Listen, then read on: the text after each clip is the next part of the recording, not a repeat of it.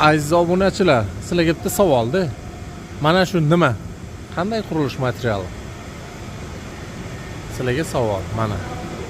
Ko'rishinglar mumkin. Hamma o'yladi bu Onyx yoki tosh deb o'yladinglar. Yo'q. Bu ya'ni imzo kompaniyasida ishlab chiqarilayotgan dekorativ oyna. Mana. Oyna. Gap bo'lishi mumkin emas. Yangi turdagi mahsulot. Bunaqa hozir O'zbekistonda yo'q, faqat imzo kompaniyasida ishlab chiqarilayotgan ekan. Kimga yoqqan bo'lsa like bosib yuboringlar.